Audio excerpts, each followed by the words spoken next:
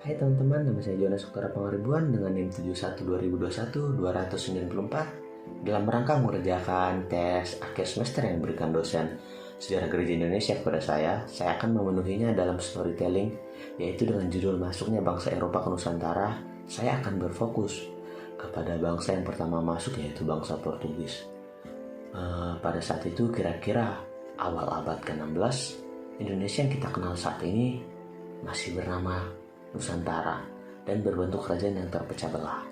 Lalu tepatnya pada tahun 1511, datanglah segerombolan kapal yang entah dari mana asalnya. Mereka muncul di perairan Jawa dan Maluku pada saat itu dan juga merebut kota Malaka. Merekalah bangsa-bangsa yang pada saat itu ikut ambil bagian dalam perang salib. Di bawah perintah Sri Paus, mereka berlayar dan sampai di Nusantara. Kapal-kapal yang berdatangan dan merebut kota Malaka tadi ialah tepatnya milik bangsa Portugis, yang mana pada saat itu bangsa Portugis adalah negara kecil yang berada di Eropa Barat Daya. Tujuan dari bangsa yang tiba-tiba datang dan menaklukkan Malaka ini tidak lain adalah kekayaan yang ada pada Nusantara kita. Pada saat itu sudah banyak bangsa lain juga yang datang ke Nusantara untuk berdagang.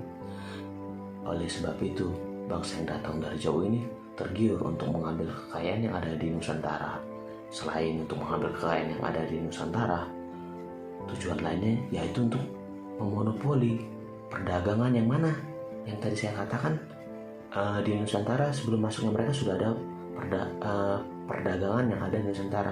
Mereka datang juga untuk tujuan menguasai, memonopoli perdagangan yang sudah ada di Nusantara tadi. Karena pada saat itu Nusantara masih dalam bentuk kerajaan yang terpecah belah, seringkali terjadi peperangan.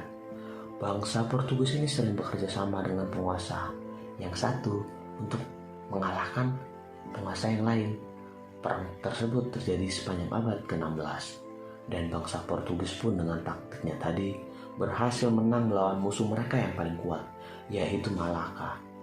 Namun tak berlangsung lama, dominasi kekuasaan Tidore saat itu semakin besar, sehingga bangsa Portugis terdesak dan keluar, dibantu oleh negara tetangga mereka yang ternyata pada saat itu negara tetangga mereka ini juga pernah menempati Indonesia.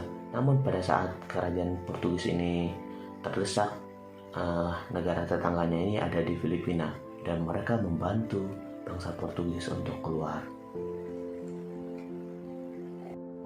Sekian cerita tentang masuknya bangsa Portugis ke Nusantara pada saat itu. Baik teman-teman, dari cerita yang telah disampaikan tadi, kita dapat mengambil pelajaran, terutama dari taktis bangsa Portugis dalam menguasai Malaka, yaitu dengan mengadu domba, bergabung dengan satu penguasa untuk mengalahkan penguasa yang lainnya. Kita dapat mengambil pelajaran bahwa kita sebagai bangsa Indonesia, kita harus bersatu, kita harus di tengah-tengah keberagaman perbedaan yang ada, kita harus bisa bersatu agar tidak mudah diadu domba oleh bangsa asing, terutama pada saat ini yang sudah tidak ada imperialisme. Kiranya kita bisa mewujudkan multikulturalisme di tengah-tengah negara kita yang tercinta ini, yaitu NKRI. Sekian, terima kasih.